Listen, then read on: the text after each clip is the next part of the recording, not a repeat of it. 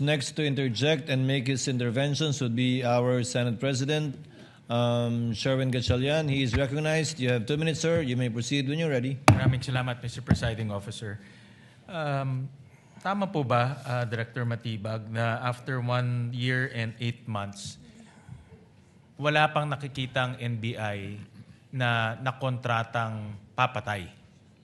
Wala po pong specific na personalidad. Wala pang specific na nakikita. Apo. Pero kanina narinig ko sa inyong testimonya na may sinabi kayong hindi banta, kundi isang plano talaga. So may plano. Yun po ang base sa mismong pahayag ng ating pong Vice Presidente na siya ay may kinausap at yung kinausap niya ay pumayag para patayin po ang mga taong nabanggit. Para sa akin po, this is actually a public confession na dahil sa sinabi niyang ito, nalagay po sa alanganin hindi lamang po ang seguridad ng Presidente, kundi po ang ating pambansang seguridad. Sino ang kaplano niya? Kung magpaplano, obviously may kasama siya sa pagpaplano. Sino na ang natukoy ng NBI na kasama sa pagpaplano? Yan na po yung binabanggit namin na persons of interest based on the open source intel and the human intel po na ibinabato po sa amin, na yan po ay reported po sa atin ng ating pong task force na itinayo po. Itong persons of interest kasama sa pagpaplano at inamin sa inyo na merong pagpaplanong ginagawa para pumatay. Meron po silang impormasyon na magtuturo po dito sa pagpaplanong ito Hindi po. sila yung kasama sa pagpaplanong pumatay. Sa ngayon po, Magtuturo lang sila. doon po sa iba persons of interest, meron po kaming kinukonsidera doon na maaaring siya po ang kausap mismo ng Vice Presidente. Anong ebidensya ang magpapatunay na kasama siya sa pagpaplano o kaya niyang ituro yung pagpaplano? Yan po ang ating kukunin na impormasyon sa ating pong mga persons of interest na ating pong sinusurveillance. Katunayan po, as we speak, tuloy-tuloy po yung ating pakikipag-usap. Pati po doon sa mga malalapit sa taong aking pong binabanggit. Okay. So tuloy-tuloy pa ngayon ang inyong investigation. Tama po. Ngayon, nakita ko na bumuo kayo ng task force. No? And task force, temporary in nature lang yan. Diba? Kailan matatapos ang inyong investigasyon? Dahil nga nasabi ko, 1 year and 8 months na ito. Ngayon may bagong task force. So kailan matatapos itong investigation? Ito po ay matatapos finally pag atin pong na-locate specifically ang taong kausap ng Vice Presidente.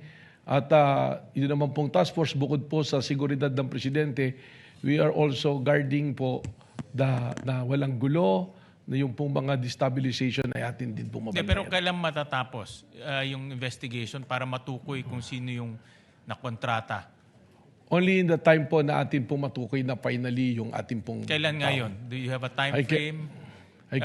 Base doon sa pag-uusap nyo dito sa persons of interest nyo, kailan? Kasi, like I said, no, November of 2024 to, may bagong task force ngayon. But in your opinion, no, gusto ko kasi malaman, malapit na ba o malayo pa? I cannot give the exact time, but the task force was established on April 16 and it's doing a great progress po. So sa palagay ko po, malapit na rin natin itong mahanap itong taong ating pong Can you give tinutukoy. me an explanation ano yung great, quote-unquote, great progress? Marami pong report na pumasok po sa atin at may mga pangalan po talaga na na-identify natin pong pinupuntahan po. And can you give me a time frame kung within 3 months, 6 months, matutukoy na itong kakontrata? As Can we you look give me a at time frame? An indicative time frame? as we go on to the progress, probably po within the 3 to 6 months, magkakaroon po tayo ng mas malinaw po na data tungkol po dito. But in 3 to 6 months, matutukoy na natin yung kakontrata. Yun po ang ating inaasahan. Okay. In the meantime, nasabi nyo kanina na merong kinetic force. No? Ito, ina-assume ko na may nai-impluwensyahan. Diba? Sino na ho ang nakausap nyo na na-impluwensyahan tungkol dito sa mga sinasabi ng Vice President at yung iba pa? May mga ilan na po kaming pinuntahan at katunayan, may ilan na po kaming sinampahan na rin ng mga kaso at yung pong mga nagbanta through social media ay atin na rin pong nakausap At yung iba naman po sa ngayon ay kasalukuyang humaharap po sa investigasyon po. So, last question. So itong dahil sa kanilang pananalita, nagkaroon ng kinetic force at na-influensyahan ito. At base sa inyong, paano niyo nasabi na influensyahan itong mga taong ito? Kagaya po nung aming mga nakausap, malinaw din po that they're always targeting the head of the president. May correlate po natin doon sa statement mismo ng mayor at ng ating pong vice presidente po. Maraming salamat, Mr. Presiding Officer. Thank you, Mr. Senate President.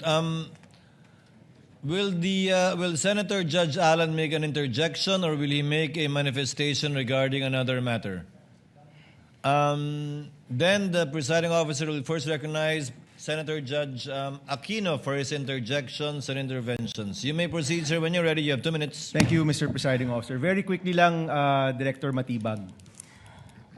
Kapag sinasabi kasing bukas pa ang isang investigasyon, posibleng meron, posibleng wala, di ba? Pero ito po, just one question. Sa inyo pong professional assessment, anong porsyento, what percentage is the probability na meron ngang nakausap na tao ang Vice Presidente para gawin yung mga pagpatay? Sa inyo pong assessment, hindi nyo pa po masasabi, may kailangan pa kayong ilang buwan, pero sa inyong assessment po ba, anong porsyento po na meron talagang nakausap ang Vice President? Base po mismo sa pahayag ng Vice Presidente, nakasisiguro po na mayroong kinausap. Anong percentage po? 70%? 100% po, sapagkat siya na mismo ang nagsabi ng kanyang plano na siya'y may kinausap ng papatay at pumayag yung papatay sa kanilang pag-uusap. Okay, maraming salamat, Mr. President.